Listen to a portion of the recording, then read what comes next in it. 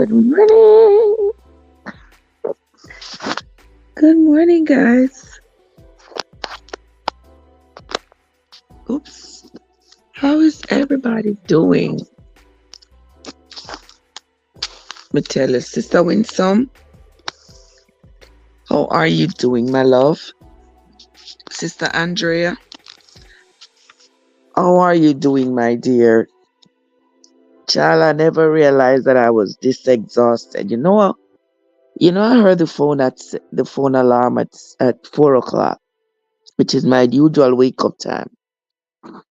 I got up, looked at it, turned it off, and I said, okay, let me stretch a little bit and I'm going to be ready. Believe me, I don't even know what happened. I don't know what happened because I was not aware that I had fallen back asleep. Did not realize it until I woke up and realized that I was sleeping. Oh, but I am here. I'm here. You know, when the body is tired, the body knows it, and the body acts accordingly. But here I am. We are going to be doing what we do every morning. We are going to be reading the book called the Bible. Yeah, this morning we are going to be reading from Isaiah chapters 9 through 12. So if you are here, a very special welcome to you. Thank you so much for joining me. Thank you so much for stopping by. I sincerely appreciate you. All right. And if you are coming in after the live is over, I want to say thank you for stopping by as well. Winsome, Andrea, and everybody else who might be coming in, I want to say thank you for stopping by. And this morning, before we move on, I must let you know we do not endorse any particular religion or denomination over here. We are simply trying to read the Bible for ourselves, making ourselves aware of its contents, because after all, the Bible is so influential in every single aspect of our lives that it behooves us. It will behoove all of us to know the contents for ourselves rather than wait for a preacher or somebody else to tell us what is in the Bible. Because as we have discovered, most times when people tell us what's in the Bible, it's not even true. It's misleading, contextually misleading, and it leaves you with more questions than answers.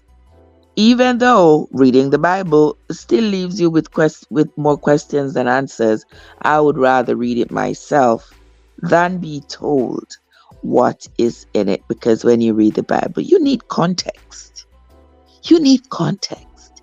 You need to get an understanding of the story that's being told. What is the lesson from this story that is being told? Is it a lesson of love? Is it a lesson of betrayal? Is it a lesson of avoidance? Is it a lesson of whatever it is? What is the lesson? And unless you read it for yourself and you get the whole context of the story, who is talking? To whom are they speaking? What are they talking about? Unless you get all those contexts, you will not have the full understanding of what that particular story in the Bible is about. Because after all, the Bible, these are stories that people have written. People have documented their experiences in their times. And so some geniuses many years ago decided to put these stories into a collection and call it a Bible. Fair enough? Yes. And so this morning we are going to be reading from the book of Isaiah, chapters 9 through 12. Follow along with me in your book Bible or your Google Bible. Now, yesterday, what did we read yesterday? So yesterday we read chapters, I think it was 4 through 8. And during that reading, we learned that Ahaz, the king of Jerusalem at the time, he had doubts about what Isaiah was telling him. And Isaiah said to him, "Ask God yourself." He said no, he won't. But God appeared to him and said that a virgin will have a child. He said there will be a sign. And this was in chapter 7 of the book of Isaiah. And in chapter 7 and verse 12, it says, "But Ahaz said, I will not ask." And because right there is in the middle of a conversation, we are going to go back and read from verse 10.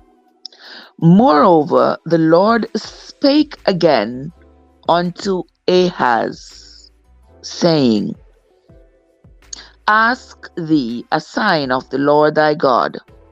Ask it either in the depths or in the heights above."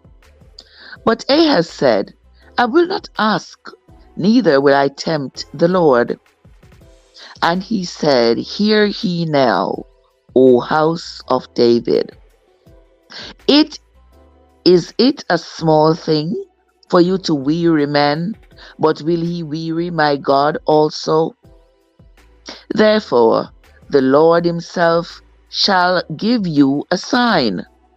Behold, a virgin shall conceive and bear a son, and shall call his name Emmanuel." Now this was the Lord speaking to Ahaz.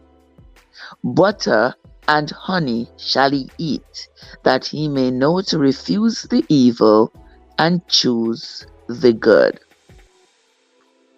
Now this was when the Lord spoke to Ahaz and told Ahaz about the virgin who was going to have a son called Emmanuel. I am not sure why that extreme, why the Lord went to that extreme to convince Ahaz of his existence. I am not sure why Ahaz, because a lot of people haven't even ever heard the name Ahaz. A lot of people who claim to be Bible touters and ready to baptize you in an instant. They're ready to baptize you. You know the Lord's Prayer, you say the Lord's Prayer, and they're ready to baptize you and ready to convince you about what the Bible is and is not, and what the Bible says and says not. I bet you they wouldn't be able to tell you that this first conversation was had with a king of Jerusalem called Ahaz, a rather unknown king, because not many people, I didn't know that name until I started reading the Bible. I never heard the name Ahaz. Common names like David and Solomon, those are the people we know about a lot. But the Lord said this to Ahaz, and Ahaz is a descendant of David. He was a ruler of Jerusalem at one point, and at this point in the story, that's when he was ruling. and he ruled for about, I think he ruled Jerusalem for maybe like 16 years. He was the son of Jotham, and further up we had read about Jotham. So Jotham was Ahaz's father. All right, so let us continue. Get your book Bible or your Google Bible, guys, and come along with me. Isaiah chapter 9. Nevertheless, the dimness shall not be such as was in her vexation, when at the first he lightly afflicted the land of Zebulun and the land of Naphtali, and afterward did more grievous afflict her by the way of the sea, beyond Jordan, in Galilee of the nations. Now, the lands of Zebulun, the land of Naphtali. We spoke about yesterday how the children of Israel, whichever sort of land they acquired, captured, whatever, determined to be theirs, they named it after the forefather. So whichever tribe, wherever the tribe of Benjamin decided to dwell, they named that land Benjamin. Wherever the tribe of Zebulun decided to dwell, they named that sort of land Zebulun, and Naphtali, and etc. And so that was how the children of Israel named the sorts of lands that they chose to capture for themselves. Let us move on. The people that walked in darkness have seen a great light. They that dwell in the land of the shadow of death, upon them hath the light shined. Thou hast multiplied the nation, and not increased the joy. They joy before thee according to the joy in harvest, and as men rejoice when they divide the spoil. For thou hast spoken for thou hast broken the yoke of his burden, and the staff of his shoulder, the rod of his oppressor, as in the day of Midian. Verse 5. For every battle of the warrior is with confused noise, and garments rolled in blood. But this shall be with burning and fuel of fire. For unto us a child is born, unto us a son is given, and the government shall be upon his shoulder, and his name shall be called Wonderful, Counselor, the Mighty God, the Everlasting Father, the Prince of Peace. Of the increase of his government and peace there shall be no end, upon the throne of David and upon his kingdom, to order it and to establish it with judgment and with justice from henceforth, even forever. The zeal of the Lord of hosts will perform this. The Lord sent a word into Jacob, and it hath lighted upon Israel. And all the people shall know, even Ephraim and the inhabitant of Samaria, that say, in the pride and stoutness of heart, the bricks are fallen down, but we will build with hewn stones. The sycamores are cut down, but we will change them into cedars. Therefore, the Lord shall set up the adversaries of Rezin against him. Now you all remember the person Rezin that we spoke about yesterday?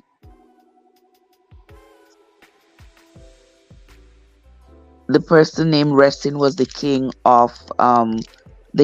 of Syria during this time.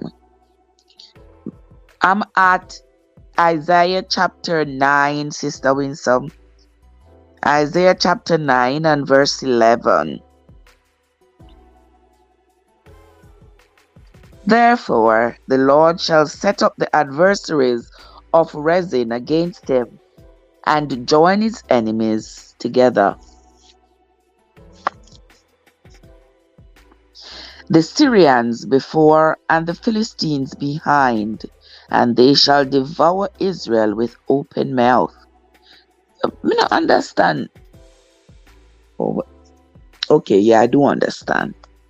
Because when it says it shall deliver Israel, delivering Israel, devouring Israel and devouring Jerusalem are considered to be two different things.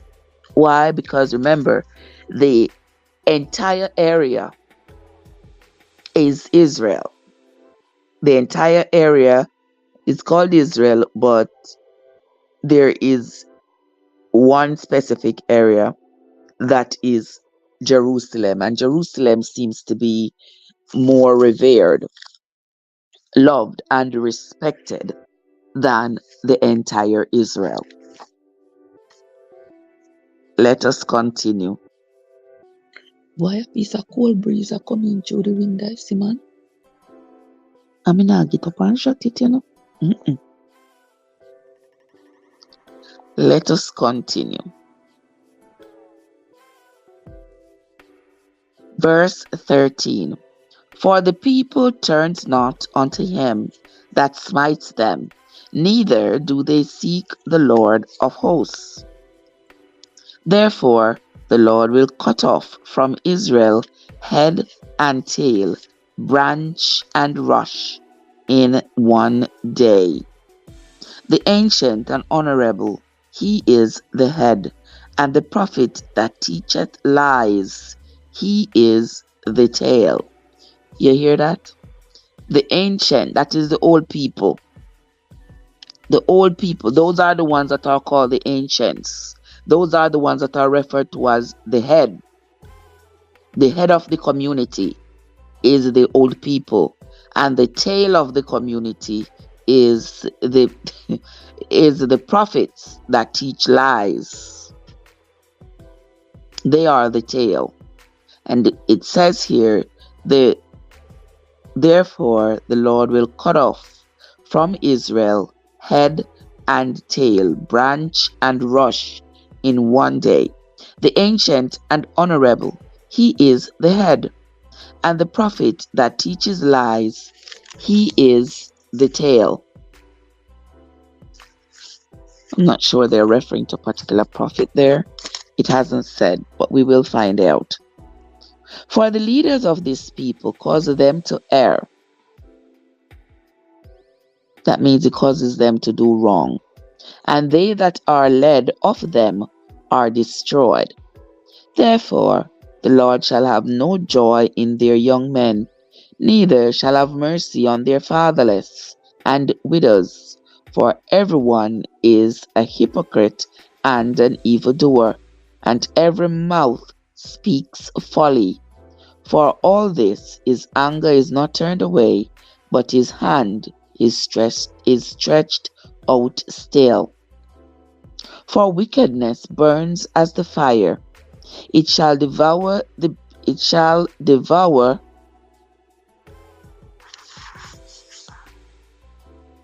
what's that?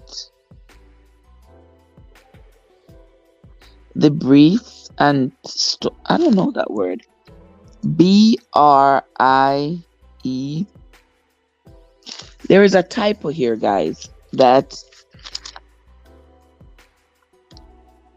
it has an extra line in it that makes me unable to determine what that word is.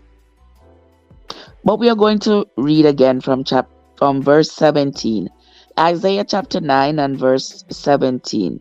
Therefore the Lord shall have no joy in their young men, neither shall have mercy on their fatherless and widows. For every one is a hypocrite and an evildoer, and every mouth speaks folly. For all this, his anger is not turned away, but his hand is stretched out still. For wickedness burns as the fire; it shall devour the BRIE something. I'm gonna say briefs. I'm not sure that's an F though. It shall devour the briefs and thorns, and shall kindle. I don't know, Sister Winsome, does I hope your Bible doesn't have this line through it. So you can tell me what that word might be. But there's a line through mine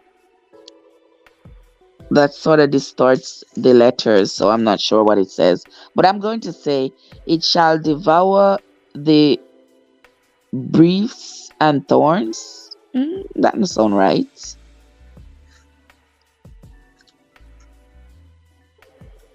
Hold on there. Let me find. Where's my phone?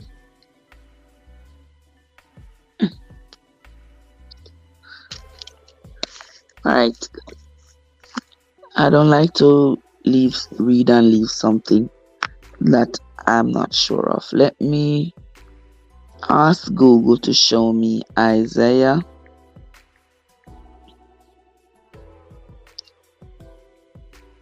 What is your Bible saying, Sister Winsome? Let me ask Google to show me Isaiah 9, verse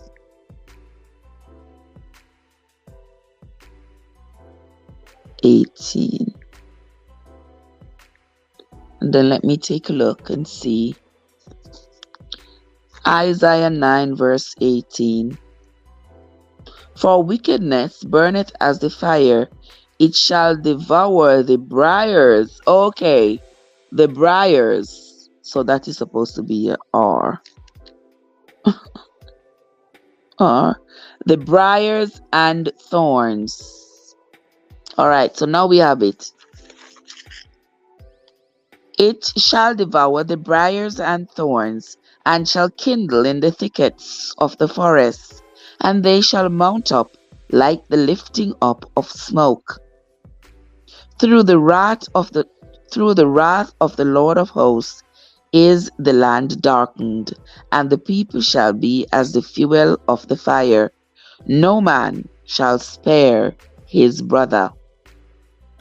And he shall snatch on the right hand, and be hungry, and he shall eat on the left hand, and they shall not be satisfied.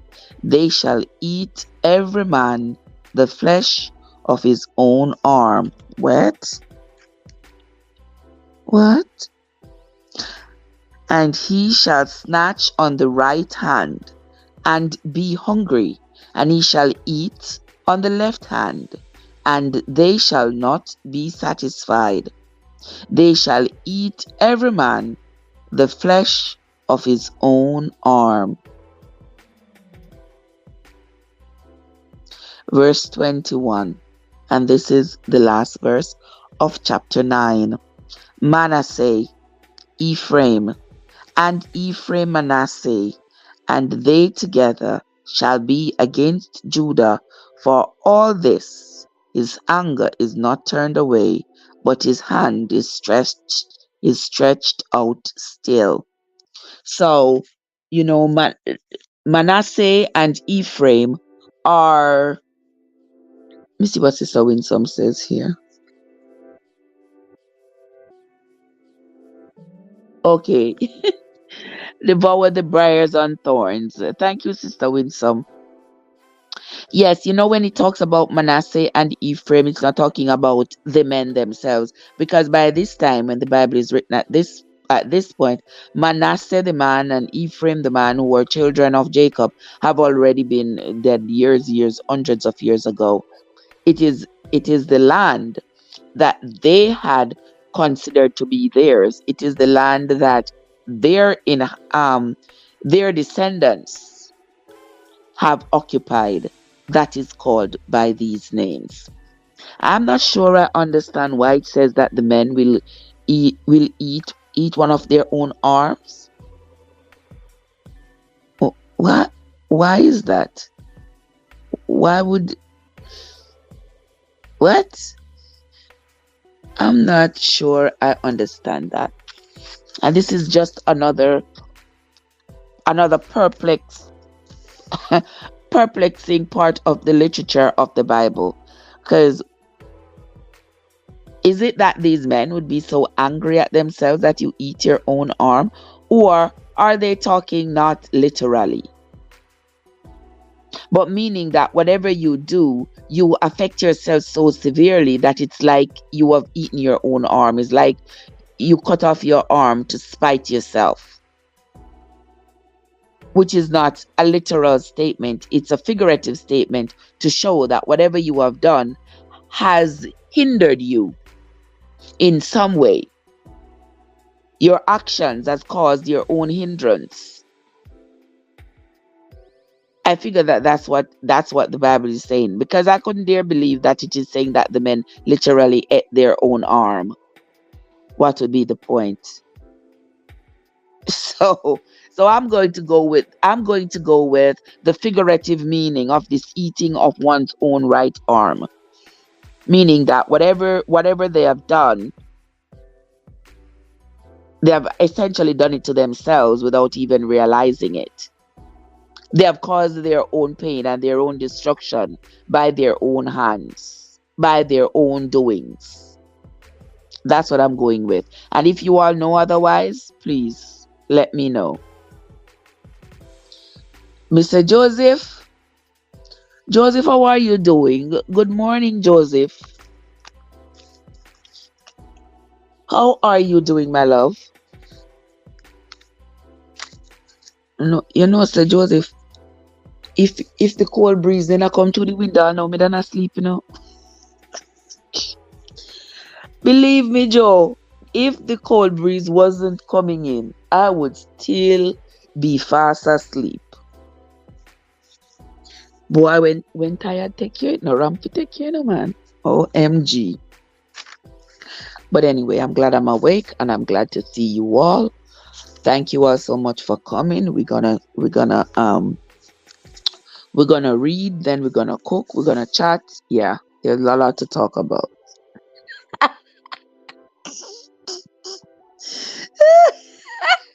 Winsome, so maybe them chat one another. I'm sure they did. Oh, Josie said my mouth just wake him up. Well, it's a good thing. At least you wake up. That is the good thing. That is the good thing, my love. Now get your book Bible or your Google Bible, guys. Let us continue the reading. We are now on to chapter 10 of the book of Isaiah. Isaiah chapter 10 says, "Woe unto them that decree unrighteous decrees, and that write grievousness which they have prescribed, to turn aside the needy from judgment, and to take away the right from the poor of my people, that widows may be their prey, and that they may rob the fatherless. And what will ye do in the day of visitation, and in the desolation which shall come from far? To whom will he flee for help? And where will he leave your glory?" Sister Tisha, what's up? How you doing, my love? Good to see you. "Without me they shall bow down under the prisoners, and they shall fall under the slain. For all this his anger is not turned away, but his hand is stretched out still. O Assyrian, the rod of mine anger, and the staff in their hand is mine indignation. I will send him against a hypocritical nation, and against the people of the wrath will I give him a charge, to take the spoil, and to take the prey, and to tread them down like the mire of the streets." Me no know. Let me stop right here, guys. I couldn't. Let me say this. I am just thinking, and I don't know if you all are thinking as I am thinking, but I am thinking that the Lord the Lord of Israel. I don't know if I want to be very sensitive when I say what I'm about to say, because I like to say things a certain way. But considering that the Lord of Israel, according to the Bible, he also desires for Israel, for Jerusalem to be reestablished. According to the readings, it does appear that the Lord of the children of Israel, he also has a desire for the kingdom of Jerusalem to be established. And I keep thinking that since he has all the power, why is it taking so long? Why is it that the enemies the quote unquote enemies have to have the upper hand? Why couldn't he just say, okay, this is Jerusalem, this is the Holy Land, you infidels or enemies or whatever they call them are not going to overrun it, no matter what you do in the parameters, no matter what you do in the outside, in the surrounding lands, this area you will not be able to touch. Why all this antagonism? Why they gotta be allowed? Why they gotta be allowed to destroy this holiness? And then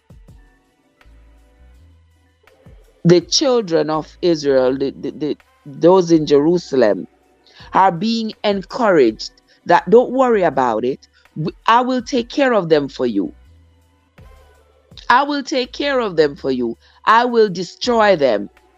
But yet still, they keep rising up as mighty people and destroying Jerusalem over and over.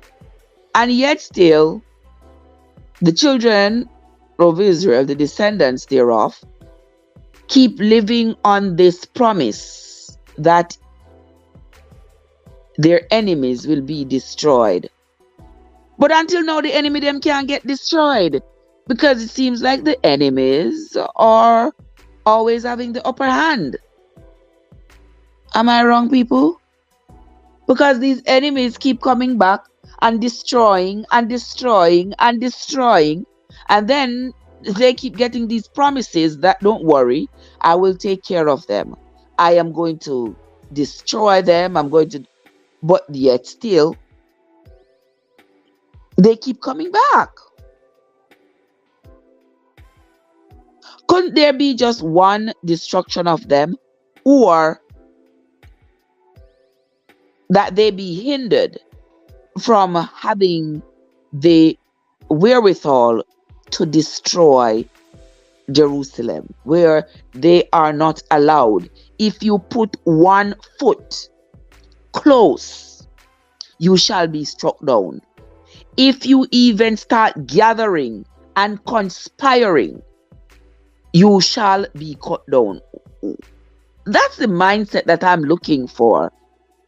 But I don't know, it seems like I'm looking for a quick fix, but the powers that be, it prefers the drawn out drama, the back and forth, the antagonism.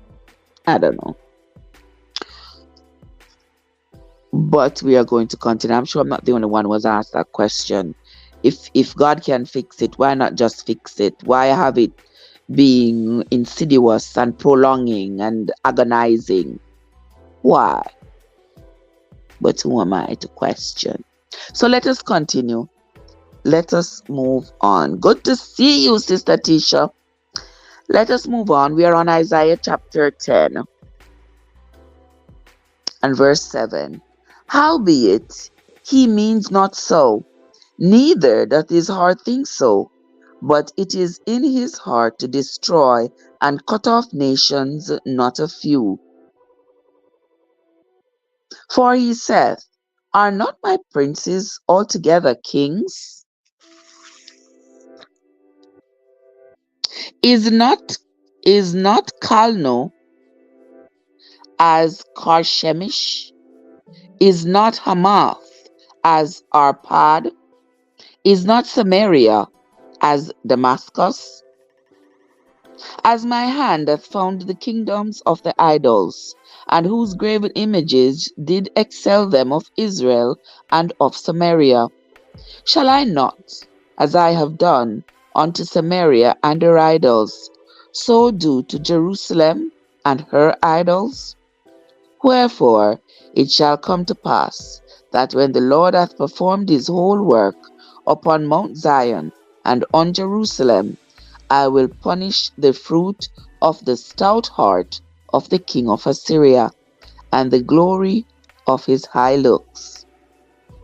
For he saith, By the strength of my hand I have done it, and by my wisdom, for I am prudent, and I have removed the bounds of the people, and have robbed their treasures, and I have put down the inhabitants like a valiant man.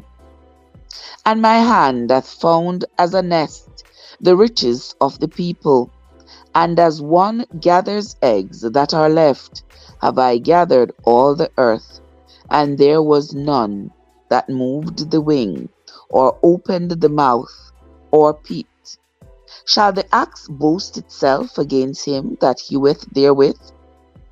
Or shall the saw magnify itself against him that shakes it? As if the rod, as if the rod should shake itself against them that lift it up, or as if the staff should lift up itself, as if it were no wood? Therefore shall the Lord of hosts, send among his fat ones leanness, and under his glory he shall kindle a burning like the burning of a fire. And the light of Israel shall be for a fire, and his Holy One for a flame, and it shall burn and devour his thorns and his briers in one day, and shall consume the glory of his forests and of his fruitful field, both soul and body. And they shall be as when a standard bearer faints, and the rest of the trees of his forests shall be few, that a child may write them. And it shall come to pass in that day that the remnant of Israel, and such as are escaped of the house of Jacob, shall no more again stay upon him that smote them, but shall stay upon the Lord, the Holy One of Israel, in truth. AG, AG, good morning.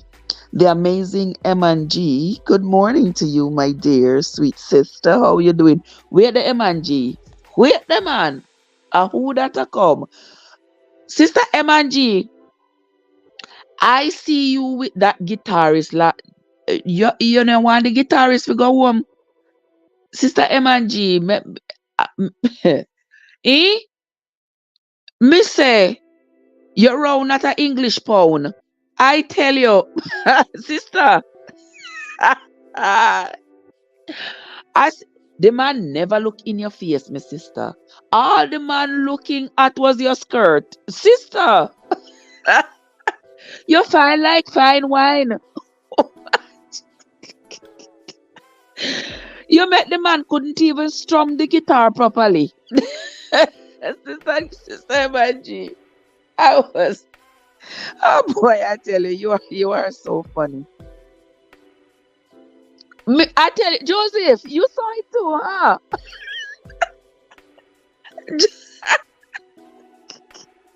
It looked like she didn't want the man to go home at all. OMG. Sister, I tell you.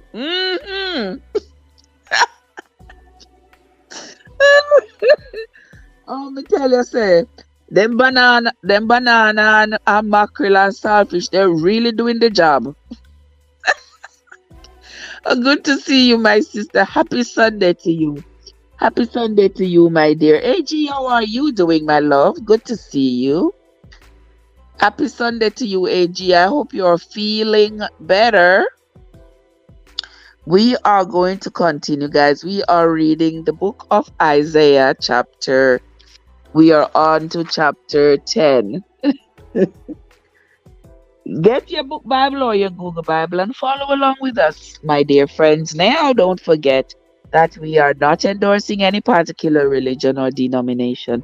We're actually trying to familiarize ourselves with the Bible, with the written word, because you know that many of us claim to be Christians and claim to follow the Bible, but we've never actually read the book and we don't know all of its contents. When I talk to people who um claim to be Christians and claim to be able to preach and tell you about the Bible and they're ready to baptize you and all, they ain't got a clue some of the things that's in the Bible. They ain't got no clue. They know just the 23rd Psalm. They know in the beginning God created the heaven and the earth, and they know a few Psalms, and that's about it. They can drop a one verse here or one verse there, but what was the context of that verse? Who spoke it? Who was it spoken to? And what were the circumstances under which it was spoken? They don't know. And so just like any other book that I read, I need context. Don't just dash one verse at me and expect me to use that one verse. Expect me to use that one single verse to understand the whole literature in the entire book. No. Can't do it. Where was I? Let us start back at verse 16. Therefore shall the Lord of hosts, send among his fat ones leanness, and under his glory he shall kindle a burning like the burning of a fire. And the light of Israel shall be for a fire, and his Holy One for a flame. And it shall burn and devour his thorns and his burrs in one day, and shall consume the glory of his forests and of his fruitful field, both soul and body. And they shall be as when a standard bearer faints. And the rest of the trees of his forest shall be few, that a child may write them. And it shall come to pass in that day that the remnant of Israel, and such as are escaped of the house of Jacob, shall no more again stay upon him that smote them, but shall stay upon the Lord, the Holy One of Israel, in truth. The remnant shall return, even the remnant of Jacob, unto the mighty God. For though thy people Israel be as the sand of the sea, yet a remnant of them shall return. The consumption decreed shall overflow with righteousness. For the Lord God of hosts shall make a consumption, even determined in the midst of all the land. Therefore, thus saith the Lord God of hosts, O my people that dwells in Zion, be not afraid of the Assyrian. He shall smite thee with a rod, and shall lift up his staff against thee, after the manner of Egypt. For yet a very little while, and the indignation shall cease, and mine anger in their destruction. And the Lord of hosts shall stir up a scrounge for him, according to the slaughter of Midian at the rock of Oreb.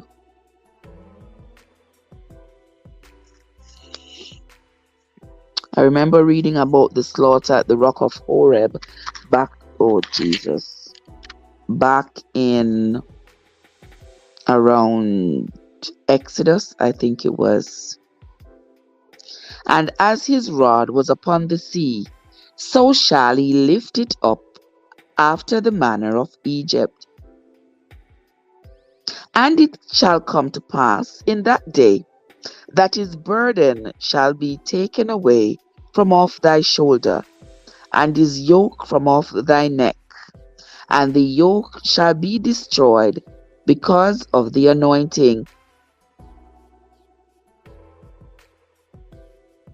He is come to Iath. He is passed to Migron. At Mishmash he hath laid up his carriages. They are gone over the passage. They have taken up their lodging at Geba. Ramah is afraid. Gibeah of Saul is fled.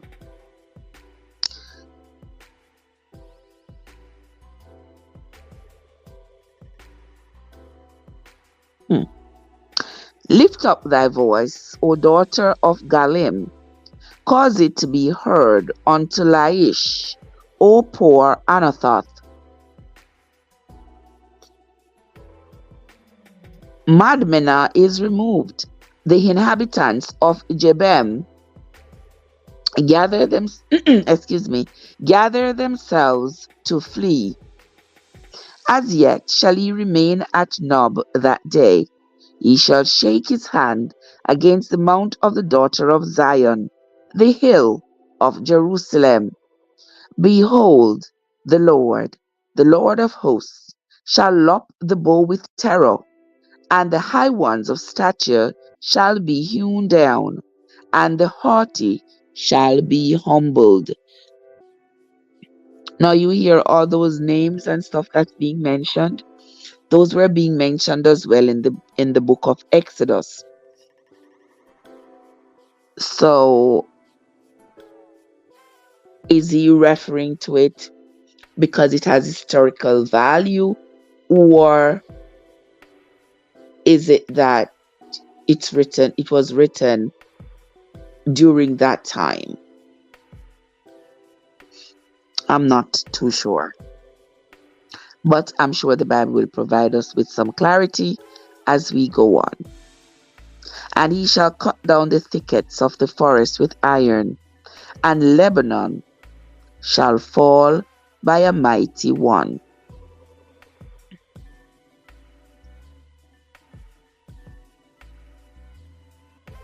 This is verse 34 of chapter 10 of the book of Isaiah.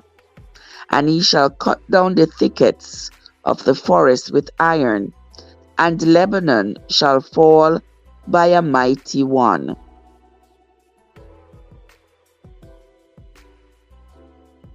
Why Lebanon? Lebanon shall fall by a mighty one.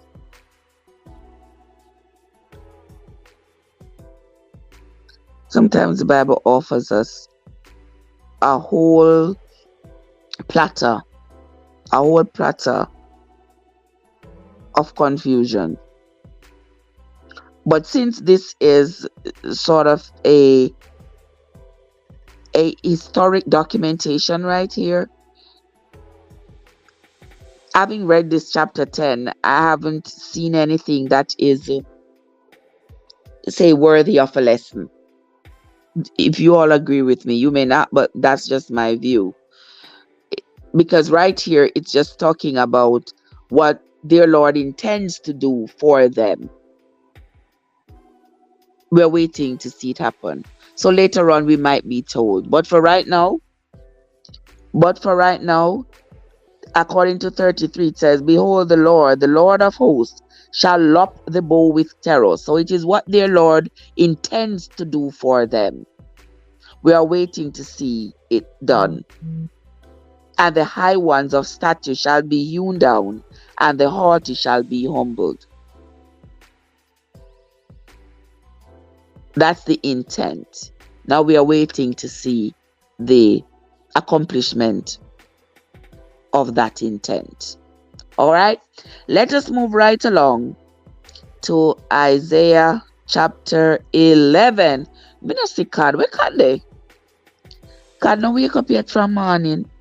My God, you said the breeze are coming. The breeze go. Then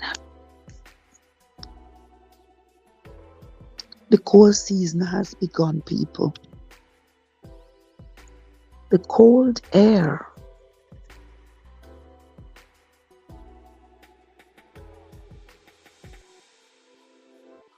Let us read Isaiah chapter 11. And there shall come forth a rod out of the stem of Jesse. Hmm. There shall come a rod out of the stem of Jesse, and a branch shall grow out of his roots. Now, here the Bible is speaking figuratively again, because out of the stem of Jesse. Who was Jesse, guys? Do y'all remember who Jesse was? No, Jesse was David's father. Okay? So, out of the stem of Jesse, and a branch shall grow out of his roots. And the Spirit of the Lord shall rest upon him. That means that a descendant of Jesse. That would also be a descendant of David, of Solomon. It would be a descendant of let me come down the line and tell you. There was Jesse, then David, then Solomon, Rehoboam, Abijah, Asa, Jehoshaphat, Jehoram, Ahaziah, and then right after as Ahaziah, there was Athaliah. Y'all remember Athaliah? She was the only woman. She was the one who slaughtered her grandbaby so she could be king. She could be queen. Then Joash, Amaziah, Uzziah, Jotham, and Ahaz, Ezekiah, Manasseh, Amon, Josiah, and Jehoahaz. We are currently talking about the time period when Ahaz was king. So it says here, and there shall come forth a rod out of the stem of Jesse, and a branch shall grow out of his roots, and the Spirit of the Lord shall rest upon him, the Spirit of wisdom and understanding, the Spirit of counsel and might, the Spirit of knowledge and of fear of the Lord, and shall make him a quick understanding in the fear of the Lord. And he shall not judge after the sight of his eyes, neither reprove after the hearing of his ears, but with righteousness shall he judge the poor, and reprove with equity for the meek of the earth. And he shall smite the earth with the rod of his mouth, and with the breath of his lips shall he slay the wicked. And righteousness shall be the girdle of his loins, and faithfulness the girdle of his reins.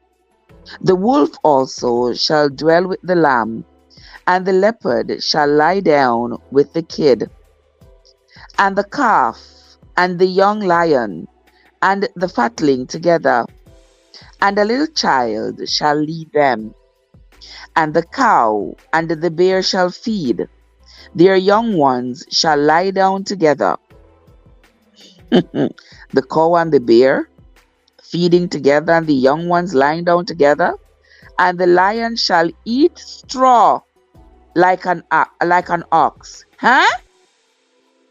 Hold on there, people. We have got to read that again. And there shall come forth a rod out of the stem of Jesse, and a branch shall grow out of his roots.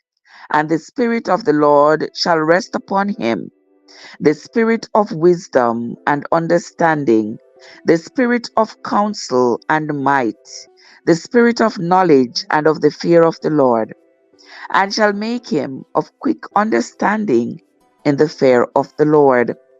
And he shall not judge after the sight of his eyes, neither reprove after the hearing of his ears. But with righteousness shall he judge the poor, and reprove with equity for the meek of the earth. And he shall smite the earth with the rod of his mouth, and with the breath of his lips shall he slay the wicked. And righteousness shall be the girdle of his loins, and faithfulness the girdle of his reins. The wolf also shall dwell with the lamb, and the leopard shall lie down with the kid, and the calf, and the young lion, and the fatling together, and a little child shall lead them. And the cow and the bear shall feed together. Their young ones shall lie down together, and the lion shall eat straw like the ox. Really? And the sucking child shall play on the hole of the asp, and the weaned child shall put his hand on the cockatrice, and the cockatrice's den. They shall not hurt nor destroy in all my holy mountain, for the earth shall be full of the knowledge of the Lord, as the waters cover the sea. And in that day there shall be a root of Jesse, which shall stand for an ensign of the people. To it shall the Gentiles seek, and his rest shall be glorious. And it shall come to pass in that day that the Lord shall set his hand again, the second time, to recover the remnant of his people, which shall be left from Assyria, and from Egypt, and from Pathros, and from Cush, and from Elam, and from Shinar, and from Hamath, and from the islands of the sea. And he shall set up an ensign for the nations, and shall assemble the outcasts of Israel, and gather together the dispersed of Judah from the four corners of the earth. The envy also of Ephraim shall depart, and the adversaries of Judah shall be cut off. Ephraim shall not envy Judah, and Judah shall not vex Ephraim. But they shall fly upon the shoulders of the Philistines towards the west. They shall spoil them of the east together. They shall lay their hand upon Edom and Moab, and the children of Ammon shall obey them. The children of Ammon shall obey them. Y'all remember who Ammon was?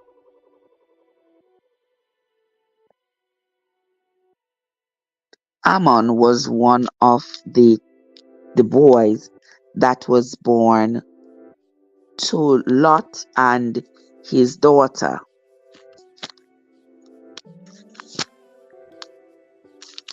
Hold on, let me take a look at something here. Let me take a look at something right now.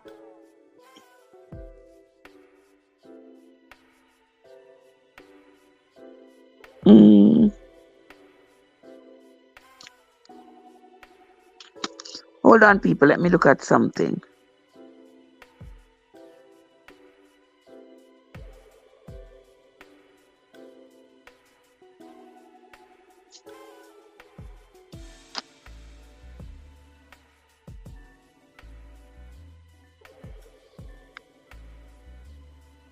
Wait, I'm looking for something because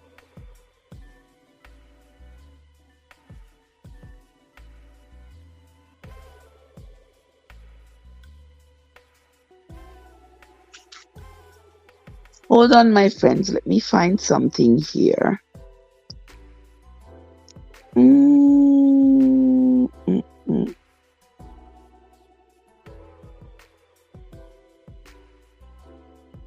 Okay.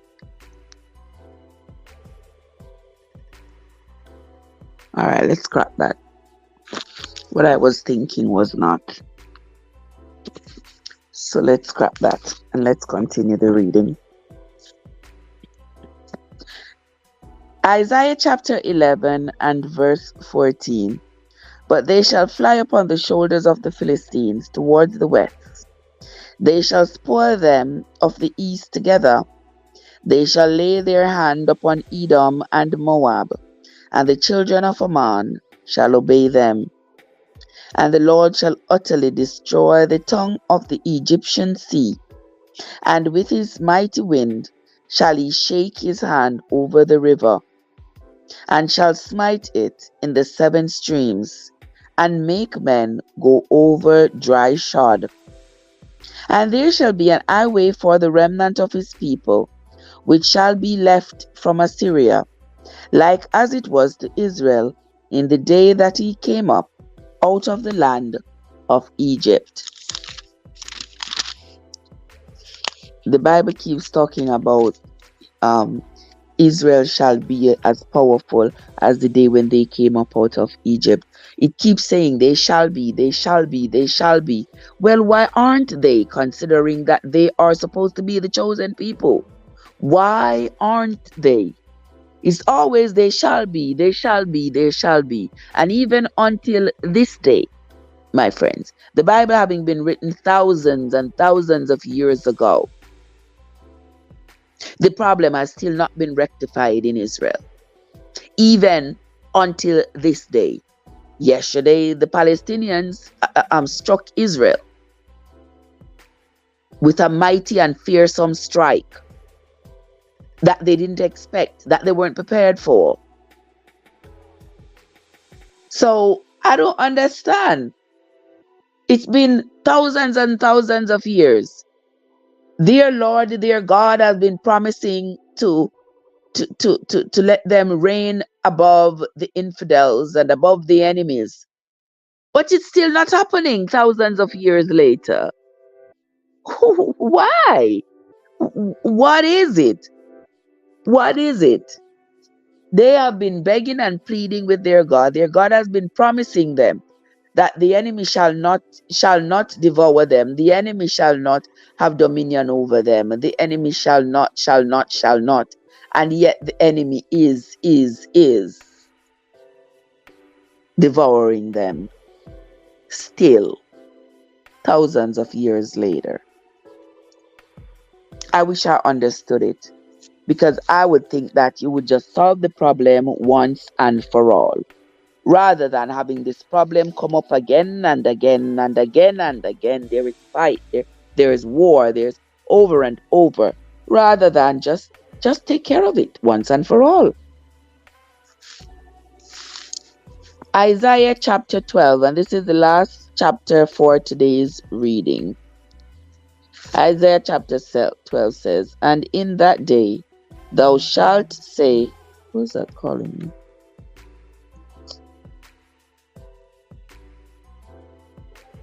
And in that day thou shalt say, O Lord, I will praise thee. Though thou wast angry with me, thine anger is turned away, and thou comfortest me. Behold, God is my salvation. I will trust and not be afraid. I will trust and not be afraid. For the Lord Jehovah is my strength and my song. He also is become my salvation. Therefore, with joy shall he draw water out of the wells of salvation. And in that day shall he say, praise the Lord, call upon his name, declare his doings among the people, make mention that his name is exalted. Sing unto the Lord, for he hath done excellent things. This is known in all the earth. Verse 6. And this is the last verse of chapter 12. Cry out and shout, thou inhabitants of Zion, for great is the Holy One of Israel in the midst of thee. Here ends the reading of Isaiah chapter 12 and the end of the reading for today. My question still remains. Why? Why is it that Israel is still not delivered? They have been promised thousands and thousands of years ago that the enemy will not devour them. And for some reason, the promises have not been kept because they continue to be attacked. They continue to have casualties. Right now, a war started over there yesterday. Big war started over there. Yes, yesterday, Friday. Today is what, Sunday? Yeah, Friday.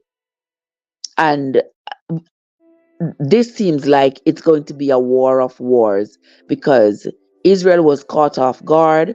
They were overwhelmed with all the rockets, and it seems like Palestine had been stockpiling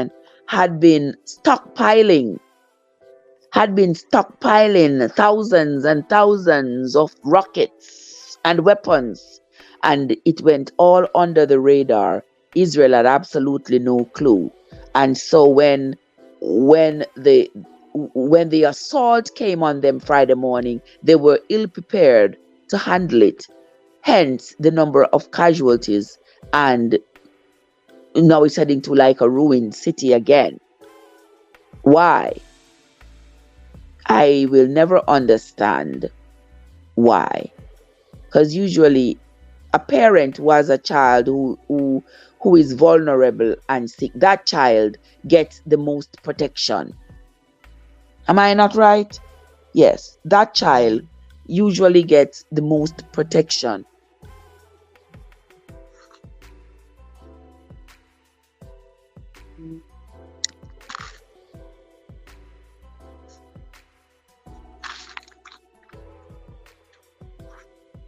So I don't understand why, if Jerusalem is considered to be the holy place, the place where the Lord dwells, and why is it getting attacked so viciously, so frequently?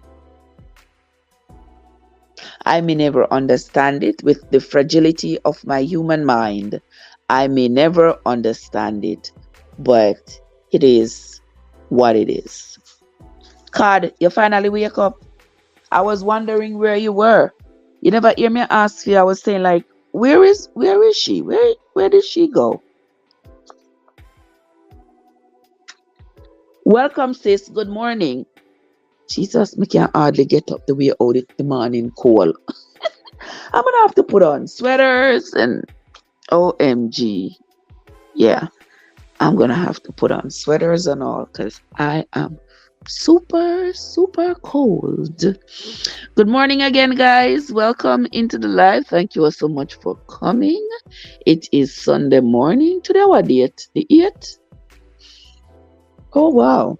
Welcome into the live, guys. Thank you all so much for coming.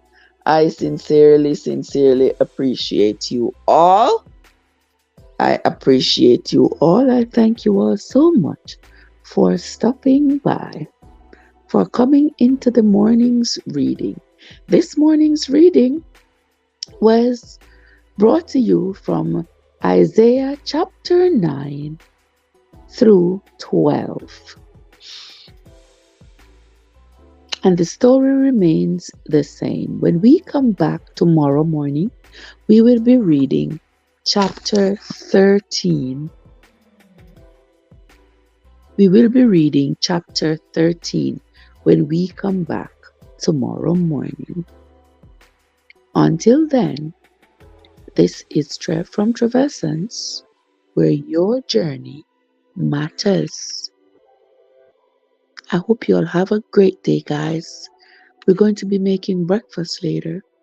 Believe me, I don't even know what to make, but we're gonna make something. And we may as well just make dinner and call it a day. Yeah, maybe we just make dinner. Who knows? Who knows? We will see. But Tisha, thank you so much for coming. Winsome, Card, Joe, AG, the amazing M&G, and everybody else who was in the chat. Andrea, Desreen, I think Desreen was here. And everybody else, I sincerely appreciate you all. Tisha says, thank you for the read. You are so welcome, my dear sister. You are absolutely welcome. It is my absolute pleasure. It's my absolute pleasure reading for you all. Yeah, I am enjoying it, and I'm sure you all are enjoying it as well. All right. When we come back tomorrow, we will continue. And you see, guys, you see, this has proven to us that the longest journey starts with the first step. Because who would have known that when we started reading from the book of Genesis, we would be at the book of Isaiah. And we are moving along pretty soon. Before you know it, we're going to be in the New Testament. And the next thing you know, we are going, we are going to be at Revelation, and then we can say proudly that we have read the entire Bible. Ain't that something? Ah. Okay, guys, so that is going to be it from me for now. I will see you all again in a little bit. All right, Sister Winsome, Tisha, Cod, and the others, I will see you all later. Have yourselves a great day, everybody.